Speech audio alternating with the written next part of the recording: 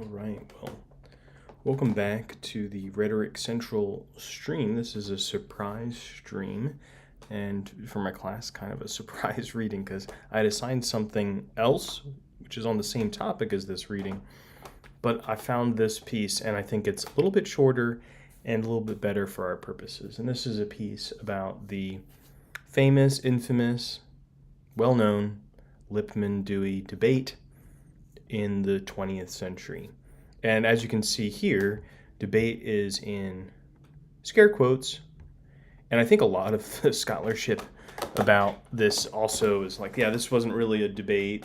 And not because they are, like maybe I would be, maybe a little bit pedantic about what counts as a debate or not, but just because there's not a total sense that what the positions are here don't overlap, or as we might say in debate terms, what the clash is between these two sides, these two positions staked out by Lippmann and Dewey, is not totally clear. But that being said, this piece should help give you a sense of what are some of the important questions, what remain some of the important questions about the relationship of the public and the public sphere to things like democracy and expertise. So we're going to read it along, and it's also a little bit shorter than the other piece that I assigned. And this guy is from Indiana University, so a fellow Hoosier. With only some fear of oversimplification, the fundamental differences between Walter Lippmann and John Dewey that are of concern here can be introduced by giving attention to Lippmann's deceptively simple formulation of a central problem in democratic theory. The environment is complex. Man's political capacity is simple. Can a bridge be built between them? Or borrowing Dewey's formulation of the same problem, we might ask how the gap between the limited capacities of the citizen and the complexity of his environment is to be bridged. That such a gap existed was a point of agreement between Dewey and Lippmann.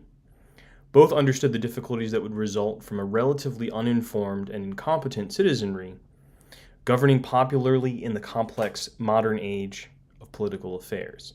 Where the two men had fundamental disagreement was not so much in their diagnoses or critiques of the problems in modern democracy as in the constructive and prescriptive aspects of their respective democratic theories. So a few things here, which is kind of going back to a preamble, which is who are these people first? So let's just do the classic,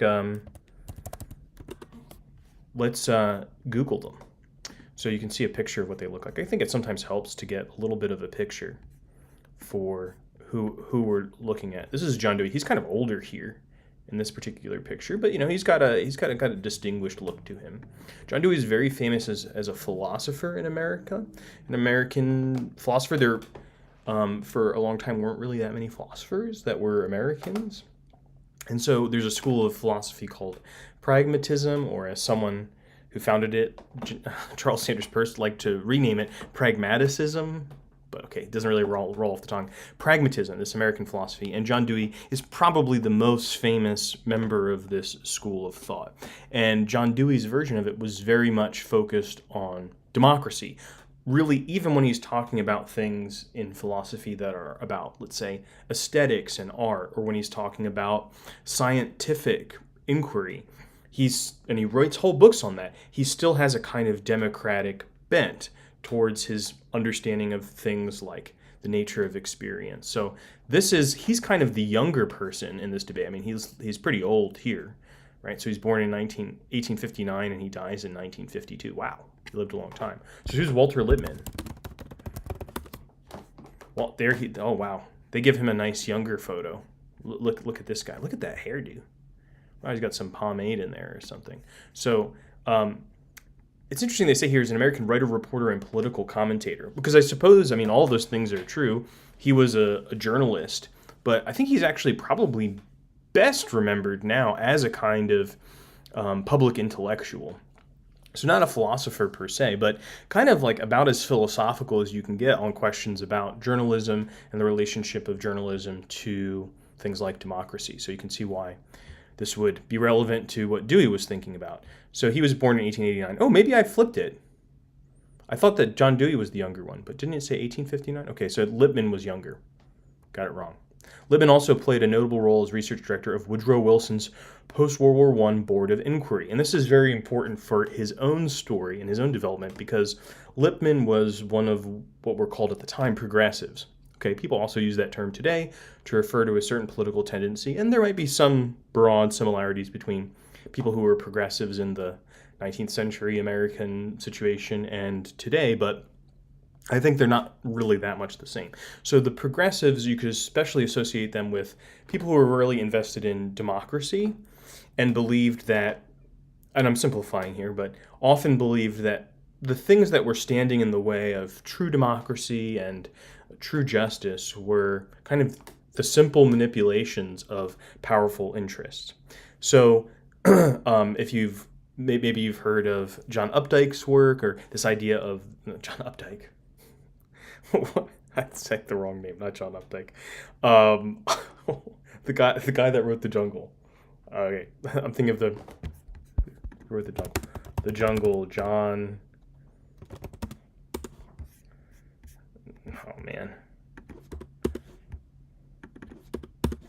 what's the name of the book? Yeah, Upton Sinclair. Okay. Anyway, Updike, John Updike, Upton Sinclair. Okay, Upton Sinclair and other kind of muckrakers you might be familiar with, they could be associated with who the progressives were. But Lippmann, as he started doing research into what the media situation was like, and specifically into the powerful role that propaganda was playing at this period of time, he starts to become disillusioned with that theory of politics, and really kind of with the theory of democracy. That democratic rule, he doesn't really feel like is going to be possible, at least in the way that people thought before. And not because what's better than it is something like monarchy or something like that, because he really thinks that experts are necessary. And so something like what might be called a technocracy was what he thought was probably going to be necessary. Sometimes when people remember the Lippmann-Dewey debate, as it's called, they represent Lippmann's position as being something like there's too much to know, too much information for people to know, so people have to kind of rely on experts. That's kind of part of what he says, but he also thinks that even for the journalists and even for the experts, there's a certain ineradicable bias in the interpretation of facts, which is an interesting element of what is going on in the Lippmann-Dewey debate. But anyway, okay, we're not going to deal with all of that. We're just going to deal with what this has to talk about. So that's a little bit of an introduction to what he's talking about here in this first paragraph. As Dewey notes in The Public and Its Problems, notice that this is in italics. That means it's the title of a book. So if you look down here, this is in quotes, that's an article. So this is a whole book. So Dewey and Lippmann both wrote several books relating to this problem, related to this debate. As Dewey notes in The Public and Its Problems, he is indebted to Lippmann's Public Opinion and The Phantom Public because those texts provided Dewey the ideas involved in his entire discussion, even when it reaches conclusions diverging from Lippmann's. In particular, Dewey found in Lippmann's Public Opinion a more significant statement of the genuine problem of knowledge than professional epistemological philosophers have managed to give. So epistemological philosophers, epistemology is the philosophical study of knowledge and problems of knowledge. And it might be weird that Dewey is saying that this guy who's a kind of government worker and a journalist is doing it better than the philosophers, given that Dewey himself is a philosopher. But one of the things that I think you might, if you were to get really invested, or you were to read into the history, it's kind of hard to get into the contemporary part of epistemology because it's pretty technical. I think what you would find are all of these kind of philosophical questions about knowledge that have to do with things like logic and inference and the problem of mind, which are pretty abstract and removed from the questions of what's happening when someone's reading the morning paper, or today when someone's scrolling through their Instagram feed in order to figure out what's going on in the world. So Lippmann is closer to the philosophical concerns that someone like Dewey, who's thinking as a pragmatist about the real experiences of people, if experience is kind of a key term for him, then some of the questions of the more abstract philosophers aren't really cutting it.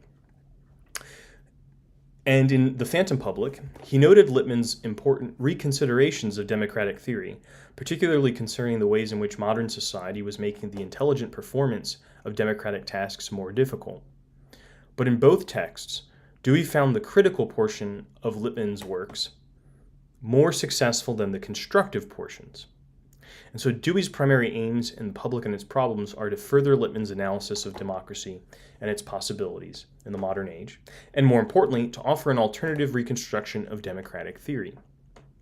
So if you happen to have read the other piece I signed, which is called Dewey and Lippmann, The Unjoined Debate, that particular scholar is very critical of Dewey, saying that Dewey doesn't ever actually offer an alternative. I think that might be because he has a pretty narrow view of what the alternatives could be, but we'll see what this author provides in terms of his evaluation of who wins the debate.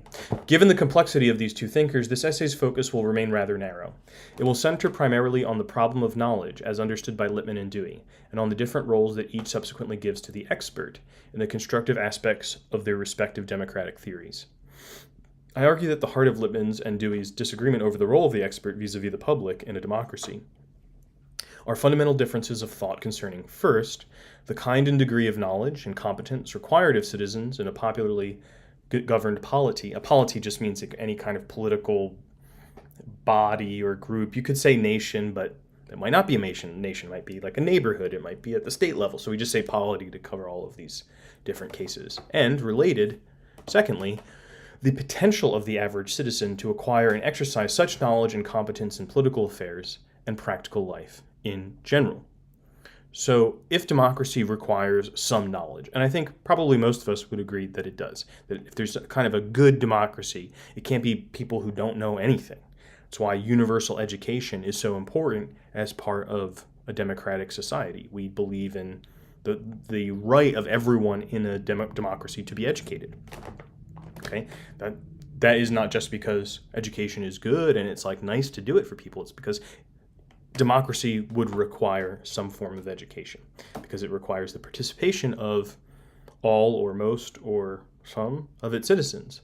And one of the things that Lippmann is going to talk about here is the kind and degree of knowledge. And notice that there's two different things here. The kind of knowledge that we have, is it specialized knowledge? Is it general knowledge? And the degree of knowledge that we have, how much do you have to know, is going to be a point of disagreement between them.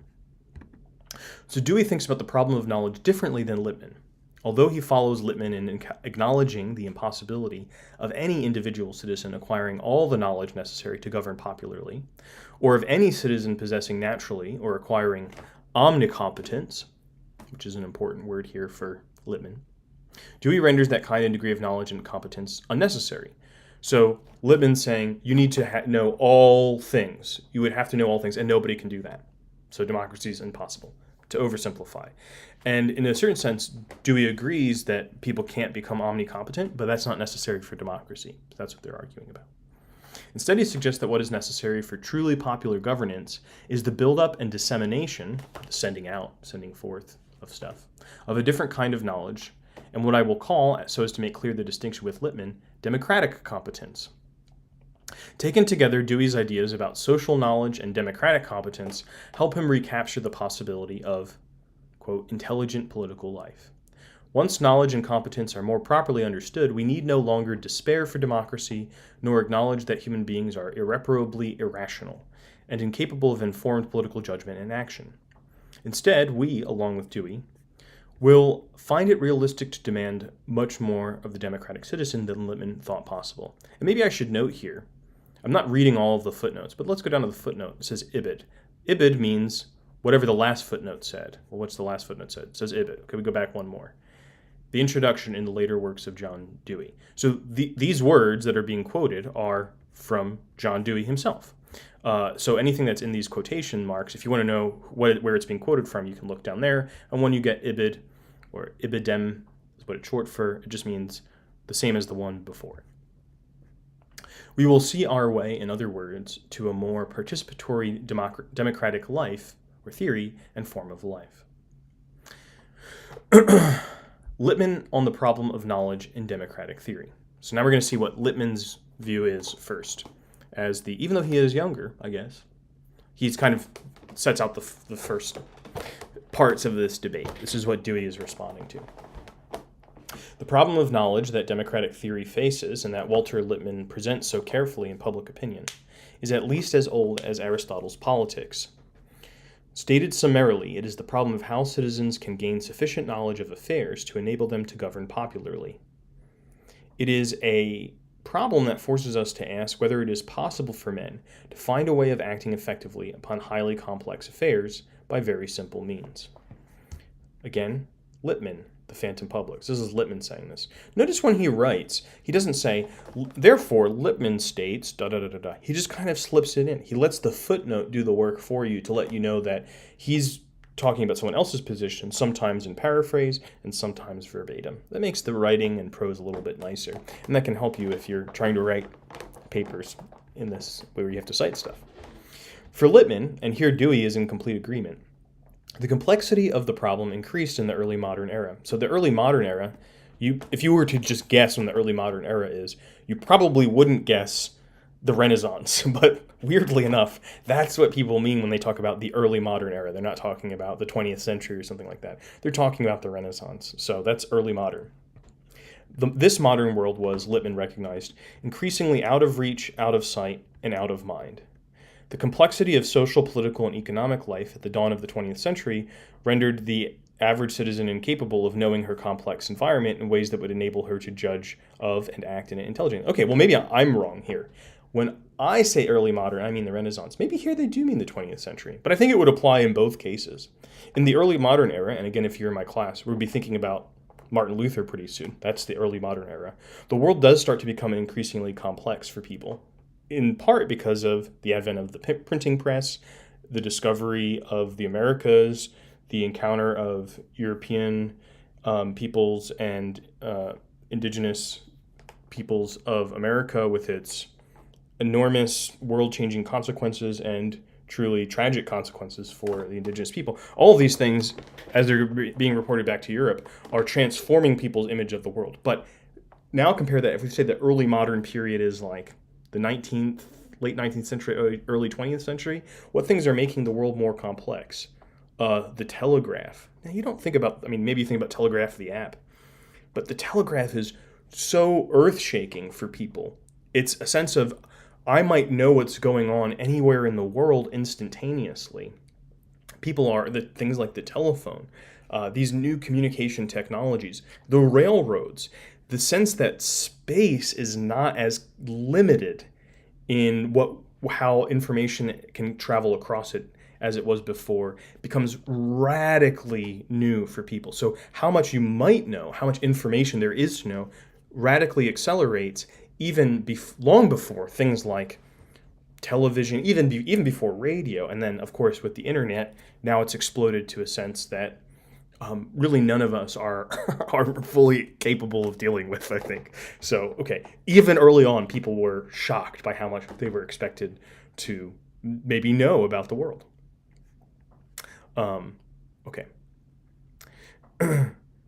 This modern world was, Lippmann recognized, increasingly out of reach, out of sight, and out of mind. The complexity of social, political, and economic life at the dawn of the 20th century rendered the average citizen incapable of knowing her complex environment in ways that would enable her to judge of and act in it intelligently. You might wonder why it's saying her. This is an academic convention that, at the time this was written, was much more popular than probably it is today. Sometimes people would say him or he, and then people criticize this and say, well, that's kind of sexist to always go with he, no matter who you're talking about. So some feminist academics suggested, why don't we make the neutral or everyone involved be her? So that's why he's saying her. He's not specifically imagining a woman here, but we might imagine a woman or a man. It doesn't matter. Or any gender identification.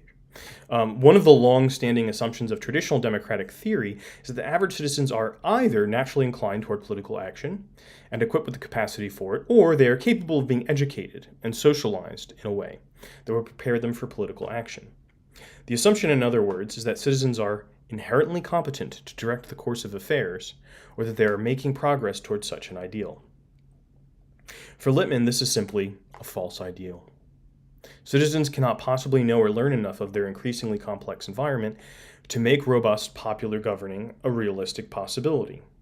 To assume otherwise is to assume the false ideal of the omnicompetent sovereign citizen. And okay, today, sovereign citizen might mean something different than what he means here. He's not talking about the sovereign citizen movement of people who don't recognize the law as an authority. The sovereign citizen in the sense of they are capable of ruling, let's just say that, but as part of a democracy. This is the problem of knowledge with which Lippmann concerns himself in public opinion. Appropriately, Lippmann begins that text with a passage from Plato's Republic that presents the disparity between the world and our, necessarily limited, perception of it. It is this disparity between, as Lippmann puts it, the world outside and the pictures in our heads. The environment in which humans live is altogether too big, too complex, and too fleeting for direct acquaintance. Consequently, the reality we know and to which we act in relation is really nothing more than a representation, our own subjective representation of the actual environment, which is entirely beyond our reach. We construct what Lippmann calls a pseudo-environment, and it is this environment, not the real environment, toward which our behavior is oriented and to which it responds. This is always a most inadequate picture, and yet it is the very picture on which we base our public opinions and our political action.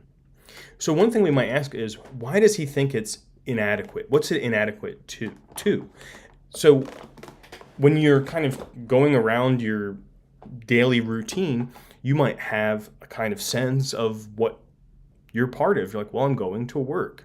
I'm going to my job at this factory, or my job at this office building, or my job at this store. And that might be kind of adequate for you to do the stuff that you need to do. You don't need to know, like, well, is this store part of a larger conglomerate that is associated with, where is it headquartered? I might not need to know that stuff. But if I were to make policy concerning not just the things of my everyday life, but the things that involve people that are living in a totally different kind of world than I am in terms of the pictures in their heads, would that picture that I have of my life and what I need to know in order to do the things in my life, would that be adequate for governing? So that might be why he thinks it's inadequate. According to Lippmann, we need not look very far to find the causes of our inadequate and distorted representations of the world. Beyond simply being limited in how much we can know of the increasingly complex world, there are other factors working to distort even the world as we perceive it. That is, the world in our heads. For example, during and after World War I, the distinction between news and propaganda was blurred, causing Lippmann to lose faith in news media, especially newspapers, which are often held up by traditional democratic theorists as a main source by which ostensibly objective information can be disseminated to citizens. So Lippmann is kind of saying something that I often find myself arguing to the chagrin of some of my colleagues and to just anybody I'm talking to who wants to believe that in order to be a good citizen, what you have to do is kind of read the news, but make sure you read the right news, not the fake news. You need to read the good, unbiased, objective news and facts. And I don't think it's very hard to show that this is not a thing, that there is not a completely objective source of information. My point of view is that's not necessarily a problem. We don't have to have one source of information that's objective in order to understand what's going on in the world. We can understand that all of the information that we're getting is potentially biased in a certain way, including our own interpretation and understanding of it. In fact, to me, one of the issues that happens is when people invest and say something like the New York Times or Der Spiegel or some just very prominent newspaper is completely objective, then they become much more susceptible to the kinds of bias, whether that's very overt propagandistic bias, which I think exists in the New York Times and Der Spiegel, or whether it's much more kind of subtler the bias of the selection of information, the bias in just the language that's used in order to describe it, the description of what is newsworthy, where it gets placed in the newspaper. Bias is totally unavoidable. We can't get rid of it. And this is one of the things that Lippmann is realizing, but he's also kind of lamenting. He's saying this is a really bad situation. I'm not sure it's always bad. I think it's bad if we are acting as if there is no bias. Then I think it's really bad. But okay. Further, Lippmann recognized that in modern society, citizens were constantly assaulted by a cacophony of sounds and an array of lights that distract them from or simply render them incapable of intelligent thought and judgment. It just sounds kind of condescending. The intellectuals saying, oh, these people are distracted. But isn't that what everyone says today? That's kind of become the common sense. Be like, oh, we're all so distracted. We're all looking at our devices. Nobody really knows what's going on. People say that about themselves today. So this has become a very popular view. It is in this helter-skelter which we flatter by the name of civilization that citizens must attempt to perform, in an informed, rational, and intelligent way, the perilous business of government. This is no easy task. To Lippmann, it was an impossible one. What then is left of the possibility for popular government under such conditions, and in the wake of the seemingly insolvable problem of knowledge? Not much for Lippmann. If, as he has shown rather convincingly, the average citizen cannot come close to having the scope and depth of undistorted knowledge of the world necessary to manage political affairs, then a reconstructed democratic theory that can overcome this problem must include a vastly expanded role for experts and a significantly reduced role for the average citizen. Democracy, in other words, cannot be worked successfully unless there is an independent expert organization for making the unseen facts intelligible to the decision makers, that is, to the administrators and managers of society. I mean, it's crazy that this view is like over 100 years old. I think people still are trying to grapple with this. This is not something that we can really take lightly and be like, oh yeah, that old hoary chestnut of a view. This is something that I think a lot of people don't even really want to look directly in the face. Even if some people might look at this and just be cynical and say, yeah, what can I do? What can I do about climate change or pandemics? What can I do about immigration? What can I do about these things? I don't know. And then they become cynical about politics. Say, it's all just a game for the fat cats to play. But maybe there's more to think about, even in light of this judgment, if we were to accept this judgment. It is important to make clear this precise role of the expert. He is, first and foremost, the man who prepares the facts for the men of action. He is not also the administrator and ruler. To give the expert any role in actual management and administration, in decision and policy making, for example, would be to compromise his necessary disinterestedness. So that's an interesting kind of thing that maybe comes from Lippmann's still dedication to some of those progressive ideals that he had about trying to create good policy that will make society and on the whole better. It's very different from how things actually work today. If you think about people like Ben Bernanke or Tim Geithner, there's sort of a revolving door between, let's say, academics who study economy or the law and then who enter government and then who often leave into consulting firms or lobbying firms, or there's not a distinction between people who are just the experts and then the people who are doing the ruling and the administration. There's a lot of close ties. In fact, today I would say that's celebrated by a lot of people. People would just kind of happily announce this and no one would raise this as a problem. Not many people would get their hackles up about someone who says, okay, well I worked for the White House and I also worked for this large firm. And I worked for the university. It's like, that's not really an issue. Now, you might have to disclose legally conflicts of interest in your scientific work, but it doesn't prevent you from having conflicts of interest. Okay. As Lippmann says, the power of the expert depends upon separating himself from those who make the decisions, upon not caring in his expert self what decision is made. Now, that's kind of a weird rider at the end. Be like, well, I'm just here to present the facts. It's the dragnet theory of expertise. Be like, I'm just giving you the facts. Do with them what you will. Okay. To be more directly involved and to care as an expert, Lippmann warns, is to be discounted as an expert. More importantly, safeguarding the very institution of intellectual work from the possibility of overstepping its bounds of power requires strict separation of administrators and managers, those who execute, from experts, those who investigate and inform. To be sure, Lippmann does not eliminate entirely the public from his democratic theory. Rather, he severely limits it according to its only attainable functions. These functions do not and cannot include the framing and administering of laws and policies. Such complex tasks must be the work of a group of elite administrators and managers, enlightened by the expert social scientists. What tasks remain for the public is more clearly discussed in Lippmann's later work in The Phantom Public. Experts informing as they do the administrators and managers of affairs reduce the public's role in democracy to occasional mobilizations, through which it merely supports or opposes those who actually govern. Lippmann tells us that at certain junctures problems arise. It is only at the crises of some of these problems that public opinion is concerned, and its object in dealing with a crisis is to help allay that crisis. This is done simply through the alignment of public force in such a way that favors the action of those individuals who may be able to compose the crisis.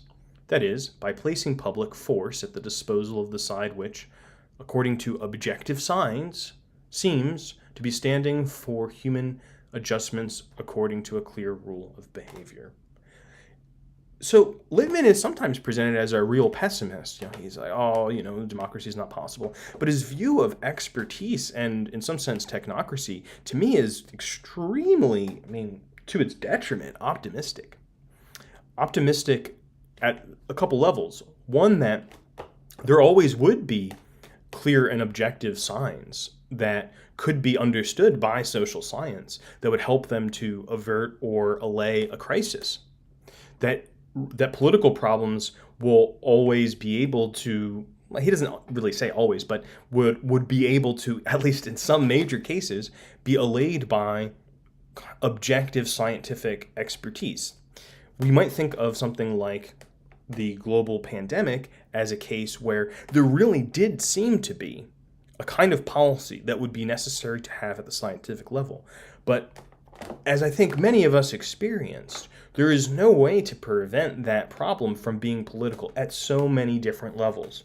So something like, you might say, what we want to do is develop a vaccine as rapidly as possible. And one way that might go is incentivizing large pharmaceutical companies to develop that vaccine by giving them patent rights at the end of it. Those patent rights, though, then may affect the ability for people to distribute the vaccines, because the pharmaceutical companies want to be able to profit from the vaccine that they've developed. There isn't going to be a solution to a problem like that doesn't deal just with the political situation. That might be the fastest way to get a vaccine, but whether that's the best thing to do is still a political one. Lippmann wants to say, we'll just say what the facts are. Sometimes science doesn't just come up with straight facts. It comes up with all sorts of models and predictions and probabilities. What should we do then? At what point does the expert say, here's the uninterpreted facts for you to make what you will, when in order for the scientists to pronounce on the data they've collected, they themselves have to do some interpretation. And if they're presenting that information to an expert, they are going to have to interpret it in some sense for someone who is not able to do that interpretation themselves. So they have to already make a certain kind of political decision about what the information itself that they have discovered or produced means. So in that sense, I think Lippmann is actually kind of an optimist about the relationship between social science and democracy. Only when we grasp this key point, Lippmann argues, will we see our way to a more attainable role for the public and its opinion. It is largely the role of spectator. It rarely and only somewhat superficially participates in political affairs.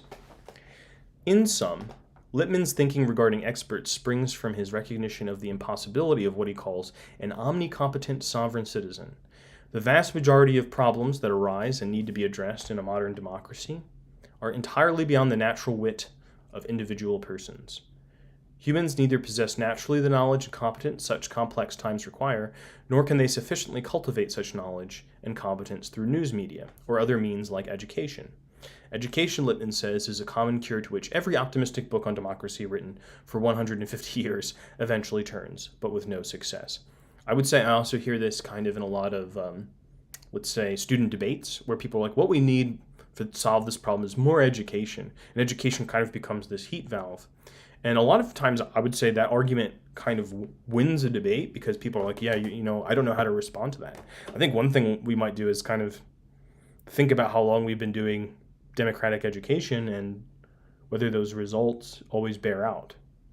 Education is kind of an uncertain business, sort of like politics. What's the result of education is not something that education really totally can decide or control.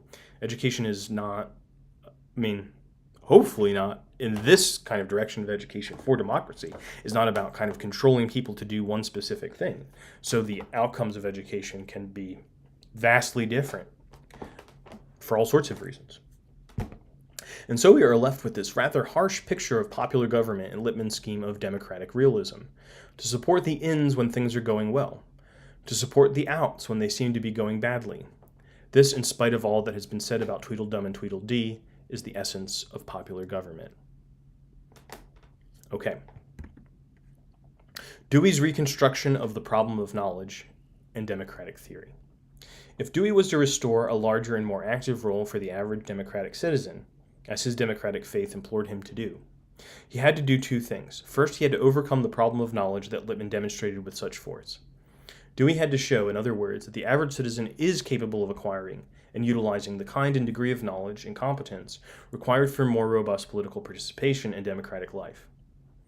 Of course, like Lippmann, Dewey recognized that the older theory of democracy was fundamentally flawed in its expectation of omnicompetent citizens. Such an ideal is, for Dewey as for Lippmann, an illusion. But Dewey argues such omnicompetence is also unnecessary when we think about knowledge and competence in the proper way, when we subsequently redefine the role of experts in democracy. Second and related, Dewey will have to show that the proper conditions can exist under which citizens can both acquire and utilize the knowledge and competence required for effective and substantial participation in democracy. Dewey recognized that the attempt to overcome the problem of knowledge that plagued modern democracy required, first, a move beyond the spectator theory of knowledge, in which knowing is knowledge of some object passively viewed by the knower. So when you know something, you're kind of presented it, in a PowerPoint. You're looking at something and you know it. Well, how do you know how to shoot a jump shot? How do you know how to plane a board? Dewey's theory, and he elaborates this in great detail and great length in many of his books, his theory of knowledge and part of his actual reforming of education. He was, in some sense, you could say, an activist philosopher, and took his ideas of education seriously and implemented them among what were called progressive educators at the time. And some of those ideas are still around. People in education schools today will still read John Dewey. I don't know if they do anything with it, because the time I took an education class, we read John Dewey. They were like, okay, now let's talk about lesson planning. I was just like, nobody's even responding to this stuff. Okay, but Dewey was an optimist, I think it's fair to say. And he believed that knowledge came from actively experiencing things. So the kind of knowledge that we get and the quality of knowledge that we get is based on the experience. So when we talk about experiential learning today, not exclusively John Dewey, but John Dewey is a big part of that tradition, experiential learning. And for him, that didn't just mean going on field trips. That was all aspects of learning, should be experiential in some way. So, such a theory of knowledge was characteristic of a philosophy or consciousness or of mind, a way of thinking that holds that ideas and knowledge are functions of a mind or consciousness which originated in an individual by means of isolated contact with objects. Okay, so this is a criticism of older philosophy, but it's still around today. For Dewey, this is simply the wrong way to conceive of knowledge, the process of knowing, and the relationship between an individual and the world. In other words, it is the wrong way to understand both the self and knowledge. And these erroneous ways of thinking of the self and knowledge are bound up together in that false view of knowledge posited by the spectator theory, is supported by an equally false psychology of the individual. Such a psychology, like 19th century philosophic theories of knowledge, gives an introspective and introverted account of isolated and ultimate private consciousness, and views the self, or ego, in the form of personal consciousness identified with mind itself. So kind of like, philosophers from, even further back than Avicenna and Condorcet, these philosophers who were like, what would it be like to kind of just have our senses come on one by one? Avicenna has this floating man theory, where what kind of knowledge does someone possess if they don't have any senses? And so they build up this theory of knowledge ultimately, which was a theory of empiricism, which sounds scientific, of knowledge that comes from the senses, the individual senses. So I have knowledge from my sight, I see things, and then I compare the different senses and I attribute them to these objects. This is very abstract theory. Dewey's like, this is wrong from the jump. This isn't how people know things at all. For Dewey, however, we are not atomistic, isolated individuals, as mere minds or consciousnesses, seeking to know an antecedent external world through our observation of it. This very idea of an isolated individual was an abstract one for Dewey. It simply did not reflect the reality of human life. According to Dewey, humans have always been associated together in living. Drawing influence in part from fellow pragmatic thinker George Herbert Mead and from other sociologists of the time, Dewey reframed the self as fundamentally social, as bound up in existential, moral, and epistemological ways with society. To think of the possibility of a natural individual in his isolation is nothing but a fiction in psychology. It is equally fictitious to think that knowledge is the result of a single mind interacting from an observer position with the external world. Instead, Dewey argued, knowledge happens in association and communication. It depends upon tradition, upon tools and methods socially transmitted, developed, and sanctioned. So, this individual theory of knowledge was sometimes associated with the novel by Daniel Defoe of Robinson Crusoe, this kind of man who's isolated on an island and he has to kind of figure out how to do everything himself. With a couple important caveats, though. He's already a fully grown adult in society by the time he ends up on the island. So he knows all of this stuff socially, would be the critique. And also, it just so turns out there is somebody else on the island whose name is Friday. Okay, whatever. We're not going to go into a whole thing about the book. Let's compare that with how we understand babies learn language. Baby is crying. Wah. And somebody comes, oh, I guess the baby's hungry. And they give it the bottle. They go, you like baba? You want the baba? Ba. And then the baby starts making the word baba. Oh, baba. And then you keep giving baba to the baby. So eventually the baby learns the meaning of words through this long trial and error process of what people do when they respond to the sounds that they make. They start to catch on to the fact that the sounds that they make, I'm very much oversimplifying here, but the sounds that they make are related to what people do, but people don't always do the same thing. So if that's kind of the basis of knowledge and communication, it's a pretty chancy affair, and it is fundamentally and basically social, that we come into knowledge at the same time that we come into socialization. This is right at the heart of Dewey, of human experience, and part of why he's such a fan of democracy. For him, democracy is kind of the natural outcome of human nature, because human nature is fundamentally social, not, we don't really have, compared to other animals, a lot of natural instincts left. Most of what we do is based on our socialization. Okay. In other words, Dewey posits an idea of social knowledge. That is a kind of background of built-up knowledge and know-how on which we can draw individually and collectively in our day-to-day understanding of and transactions with our social and political environment. Such a build-up of knowledge and know-how has already taken place, Dewey says, in some aspects of human life. The form in which work is done, industry is carried on, is the outcome of accumulated culture, not an original possession of persons in their own structure. The development of tools into machines, the characteristic of the industrial age, was made possible only by taking advantage of science socially accumulated and transmitted. It would be crazy if every single person who drove a car knew everything that was needed in order to manufacture a car. I mean, that's even true of people who are auto mechanics, who work on cars regularly. They probably don't know everything about how a car would be assembled and how you assemble a car. If you work in an auto factory, it's probably not something that you individually know. These bodies of knowledge are preserved socially and transmitted socially. Sometimes, as in industrial economy, not through just kind of nice, happy education time, but through things like labor and things that you're required to do. But nevertheless, the knowledge is socially preserved.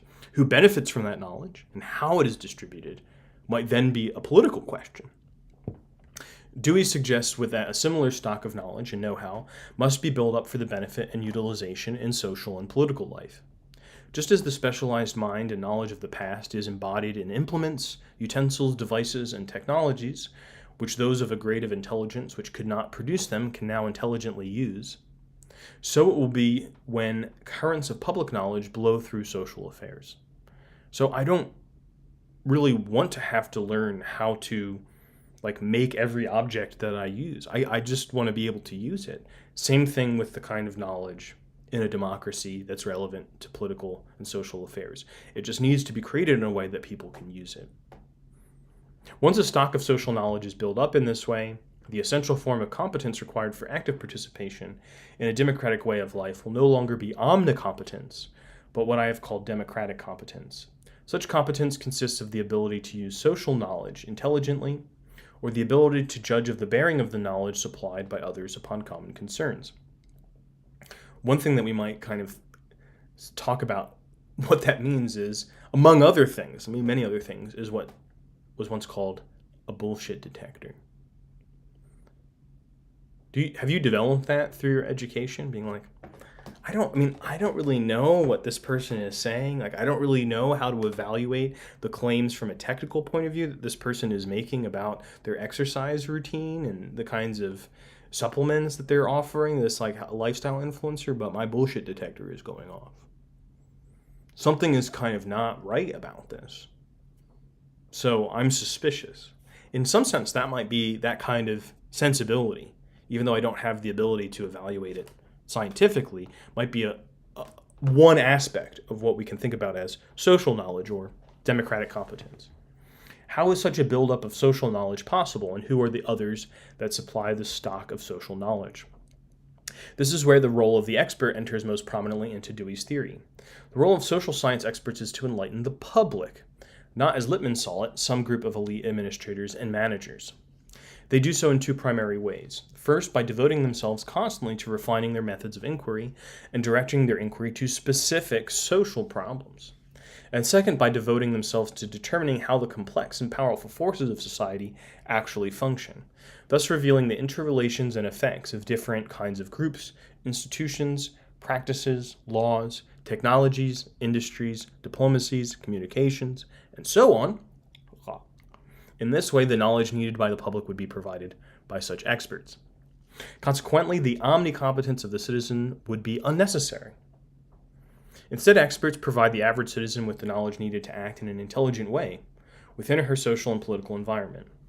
They do not, it must be noted, prescribe solutions to these problems.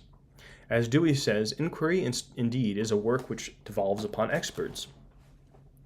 But their expertness is not shown in framing and executing policies, but in discovering and making known the facts upon which the former depend.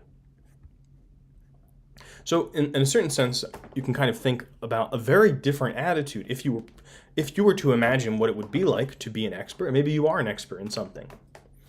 What would be your role with relationship to the social value of your knowledge? From Lippmann's point of view, not only should you not try to inform or enlighten the public, to do so could potentially be dangerous because they will not ever be competent. And so you might give them the false impression that they are, and therefore that will lead to bad social effects. So you should be kind of creating and directing your knowledge to produce facts for administrators, for the people who are already in power,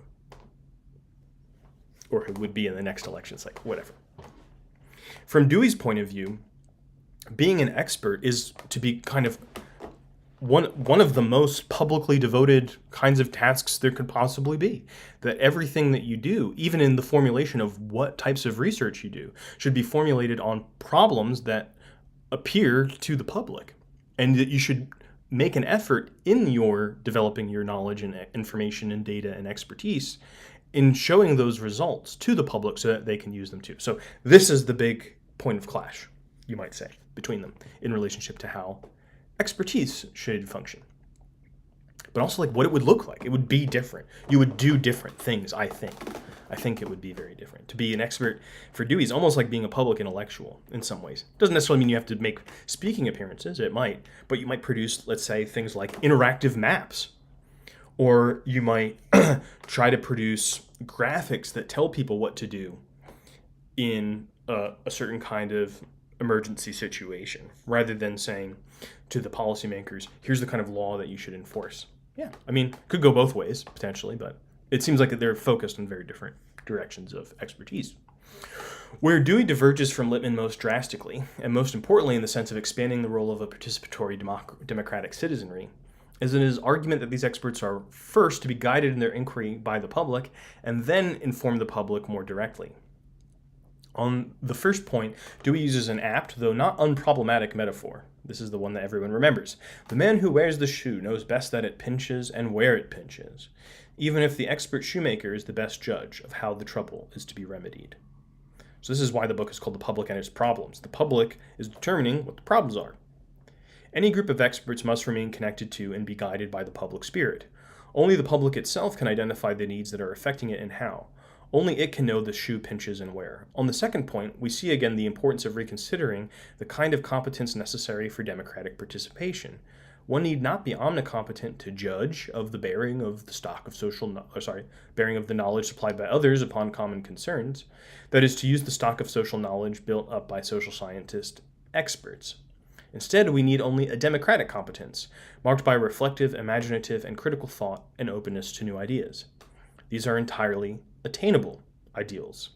And so there is no need to conceive of the expert class as informing only administrators and managers. It is entirely within the actual or at least potential competence of the general public to utilize the knowledge produced through the inquiry of expert social scientists.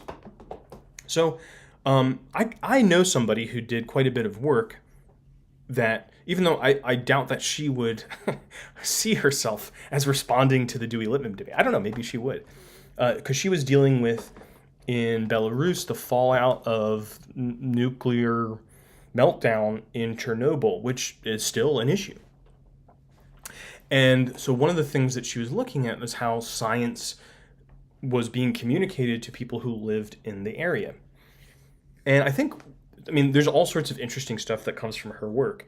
I would say that probably she would say that it's very important for citizens, for anybody, to be involved in understanding that science in a way that is important for the science to also respond to.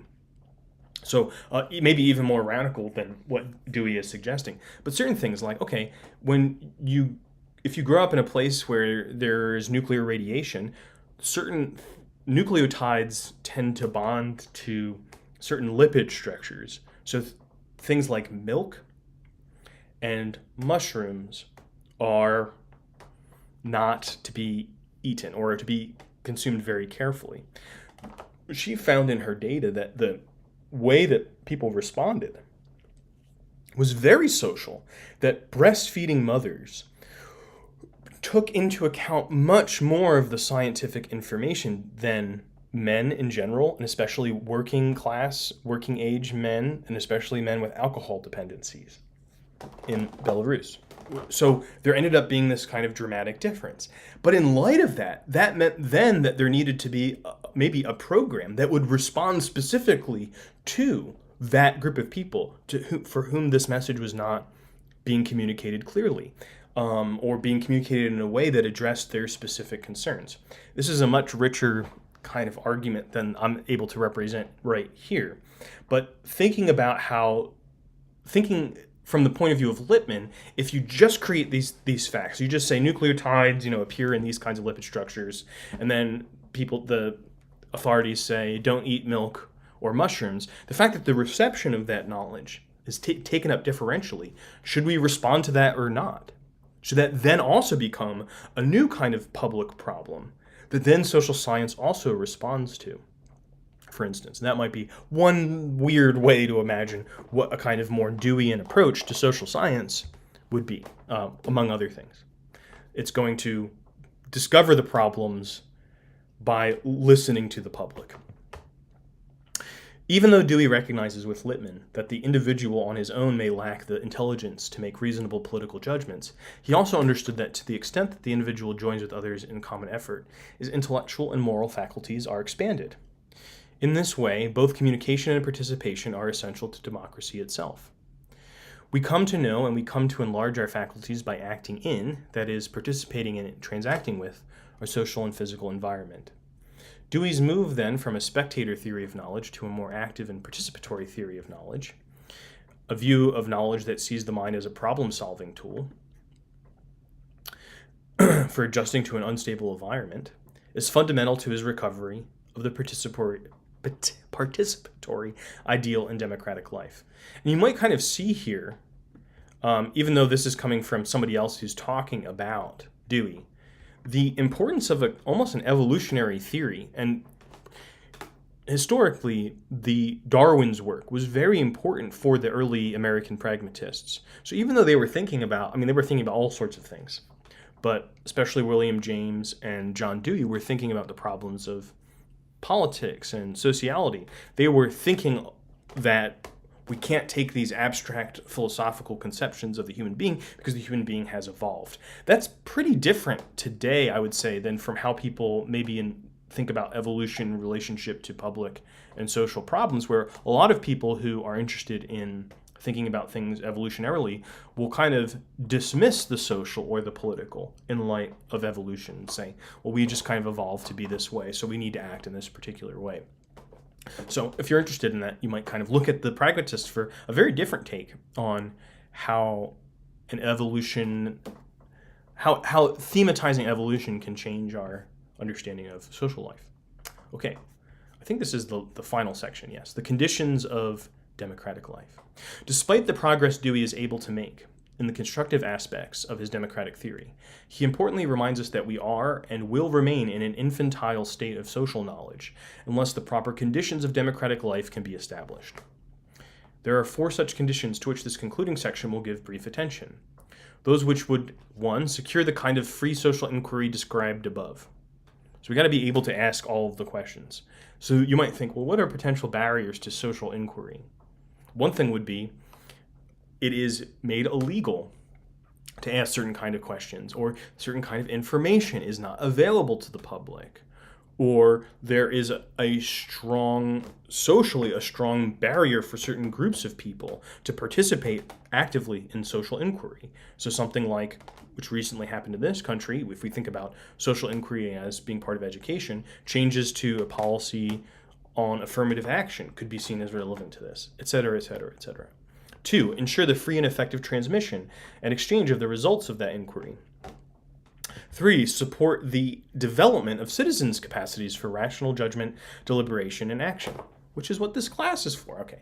Well, all the people that want to talk about the relationship between civic deliberation and critical thinking, though, to be honest, I don't love that phrase, but okay, that's the phrase that people have alighted on for certain reasons. That's what they're talking about there. Are people thinking critically about stuff that they're watching and seeing, so that when we go back to those distortions, people don't just kind of immediately respond to them, be like, oh my God, it's true, the Democrats are opening the border, or oh my God, it's true, the Republicans want to kill everyone who is not like them. These kinds of strong reactions to extreme propaganda that don't have any kind of critical inquiry or reflection placed upon them. And then finally, 4, support the free and effective use of these capacities. It would be interesting to kind of think about what would be the barriers to the ability to use your critical thinking. But I think we just very much see it today happening. One thing I would say, and this is controversial, but I'm going to use my critical faculties freely here on my own channel.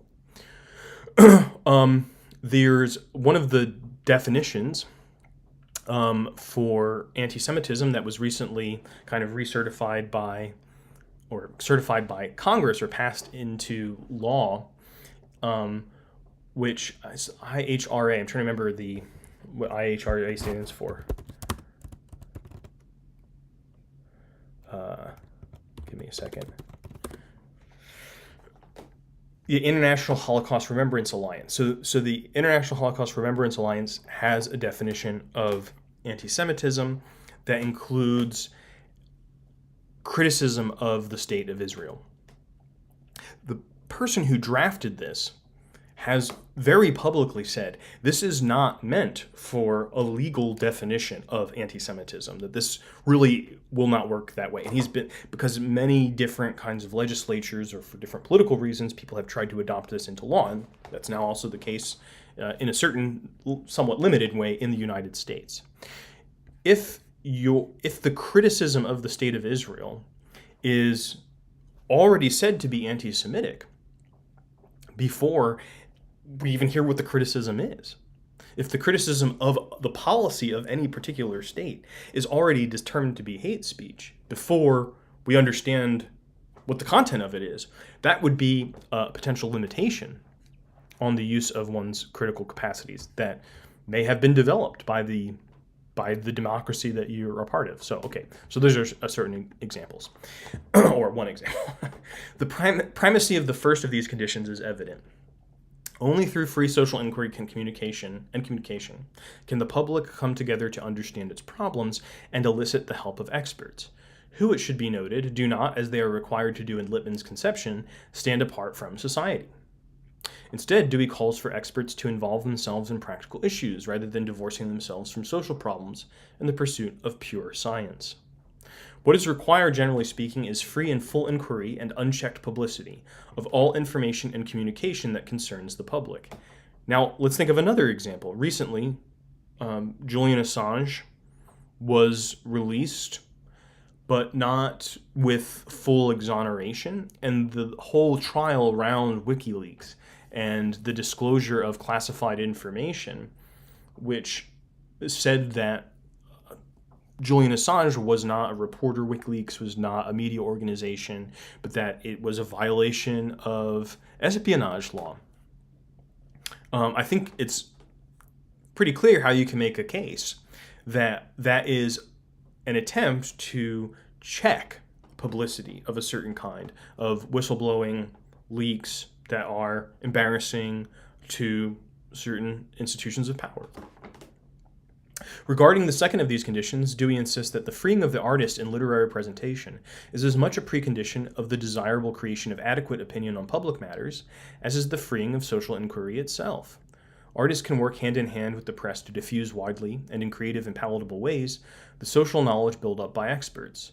By transmitting knowledge in this way, artists and the press have the potential to break through the crust of conventionalized and routine consciousness and penetrate any apathy on the part of the public. It might be weird that he goes to art here, and I think it's partly because this article has, as it admitted at the beginning, focused on a narrow part of this debate, which is the problem of knowledge. But for Dewey, democracy is not just about kind of science. It's not just about knowledge in that sense. That artistic experience and artistic production, which we could kind of extend to all cultural production, as what he's concerned with, even if much of it maybe doesn't quite meet the standards of what he would hope for in a truly rich democracy, is relevant to how people think. And you could think about the reaction that people have to various kinds of art that is challenging. You could think about, there's some very famous cases, one that kind of recently became active again when Salman Rushdie was attacked with a knife and lost one of his eyes after he wrote the Satanic Verses, which was a novel, it was a fictional work, and there was a fatwa put against him. This could be seen as, truly a global event, and one that silenced a certain kind of artistic presentation or attempted to do so. I think you could also, though, just think about the quality of cultural production as relevant to democracy. I'm going to say something else controversial. If all of the movies that we see are comic book movies, they're all kind of the same. Whether or not you think that they're interesting pieces of entertainment, are we being challenged by the culture that we're a part of to think, feel, and see differently than we already do? And you might say that's part of what a democratic culture would look like. We often think about democracy as something like, in a very, very narrow sense, the ability to vote. Or maybe it includes things like, the ability to have free speech, especially in America. That's a big part of democracy. But what does a democratic culture look like? It's possible that you could have voting. It's possible that you might have a kind of legal right to free speech and live in a non-democratic culture, because the production of the culture really reasserts the values of maybe authoritarianism or maybe just a kind of consumerist value, which is not really a democratic value, consumerism. So those are the kinds of things that Dewey is also concerned with, which is the whole totality of experience that you might have.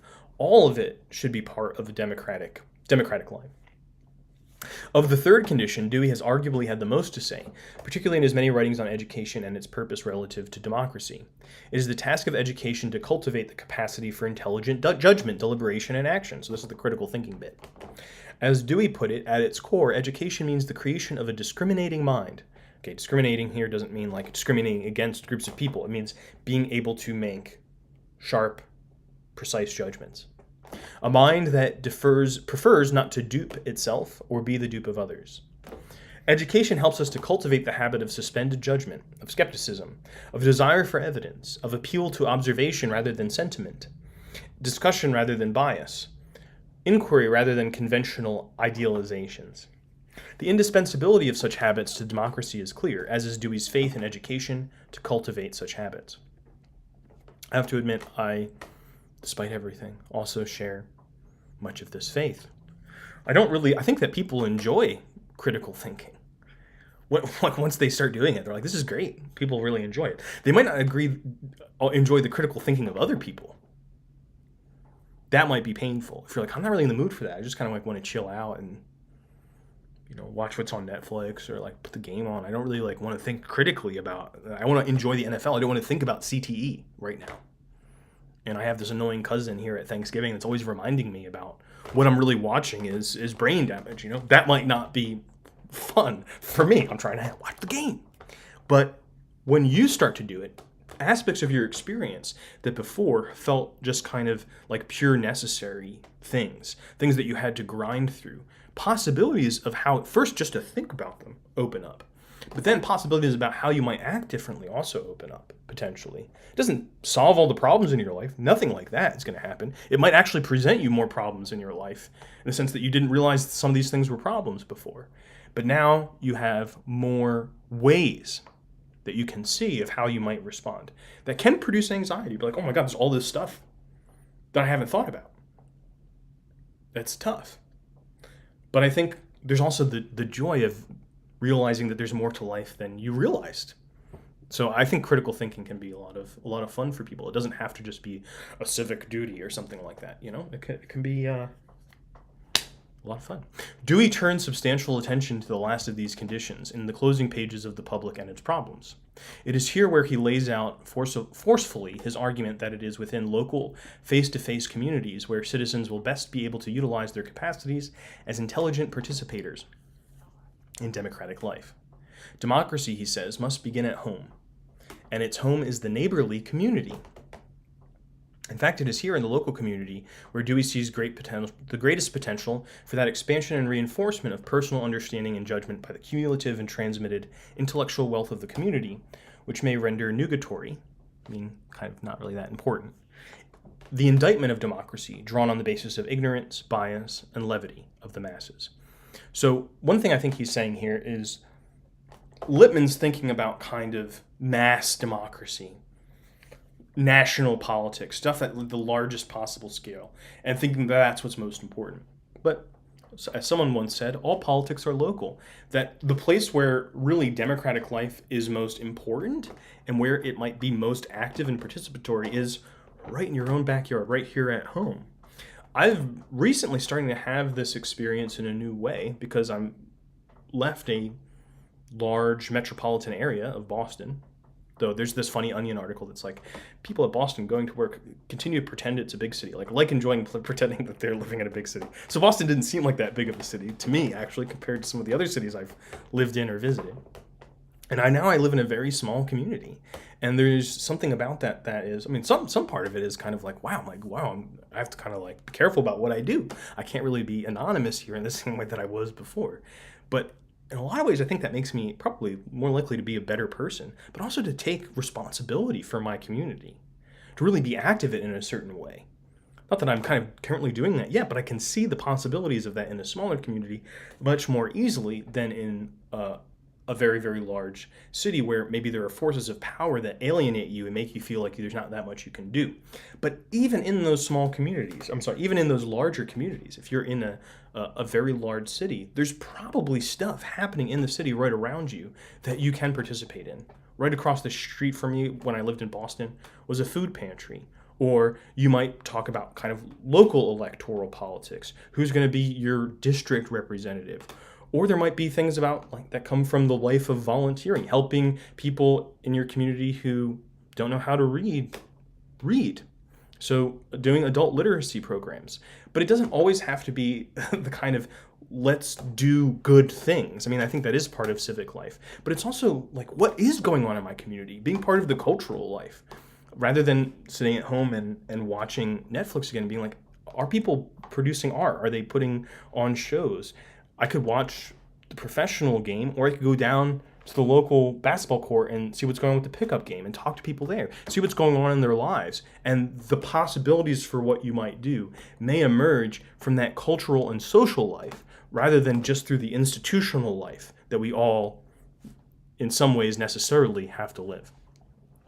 Rarely are Dewey's words able to stand for themselves in the sense of not needing explication, but here they seem entirely capable of doing so, and of offering a fitting concluding remark. There is no limit to the expansion and confirmation of limited personal intellectual endowment, which may proceed from the flow of social intelligence, when that circulates by word of mouth from one to another in the communications of the local community. We lie, as Emerson said, in the lap of immense intelligence, but that intelligence is broken, inarticulate, and faint till it possesses the local community as its medium. One final thing that I'll say is, one other way to think about your local community is the people in your class. So if you are in college right now, and maybe you just started college, or maybe you're feeling a little bit lonely, and it might feel scary to talk to people because you're like, God, there's like all this stuff. Like I used to be in a community where I knew people and stuff, and now I'm in a place where I don't know anyone. You know what's a lot scarier than talking to people is the consequences of not talking to people, because then you just really are alone. And chances are somebody else also is feeling this way. So just being like, is it just me, or is this thing going on that you're thinking like, I'm feeling kind of like it. I'm feeling it's hard to meet people. What do you think? And even simple kind of questions like that might be the opening up of a new form of local intelligence. So we've gone from this big picture about democracy and expertise and technical knowledge and science down with Dewey down to this like almost kind of intimate level. It's weird that it becomes so much like that. And again, you could say, okay, well, Dewey, he's a bleeding heart, romantic, he hopes for democracy, but just look around the world. Oh my God. Can you imagine democracy today? I mean, why even bother thinking about it? Maybe you should bother thinking about it because it can help you live a better life. I don't know. But to be honest, I'm not sure exactly what I think about this debate or where you should fall, but let me know what you think, either in the comments of this video or if you know me, in our local community. Thanks for stopping by and watching.